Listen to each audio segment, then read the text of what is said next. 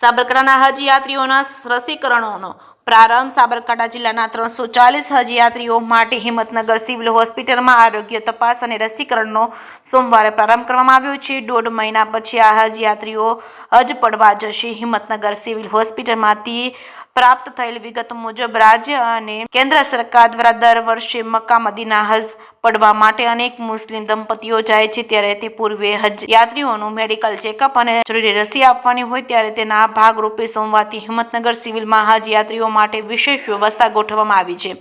આ પ્રક્રિયામાં સિવિલમાં કેસ કાઢવામાં આવ્યો છે. ત્યારબાદ રજીસ્ટ્રેશન થયા પછી આરોગ્ય તપાસણી કરી રસીકરણ કરવામાં આવે છે, જે અંતર્ગત રોજના 100 હજ યાત્રીઓને તપાસ માટે બોલાવવામાં આવે છે. આ કામગીરી 4 દિવસ સુધી ચાલી રહેશે. પ્રથમ દિવસે યોજાયેલા રસીકરણના કાર્યક્રમમાં ગુજરાત પ્રદેશ ભાજપ લઘુમતી મોરચાના પ્રમુખ અને હજ કમિટીના સભ્ય નાહિન કાજીએ હિંમતનગર સિવિલ હોસ્પિટલમાં રસીકરણની કામગીરી નિહાળી હજ યાત્રીઓને જરૂરી માર્ગદર્શન આપ્યું હતું. જે કે સિંહ ગુજરાતી સાથે અશોક નાઈ, સાબરકાંઠા.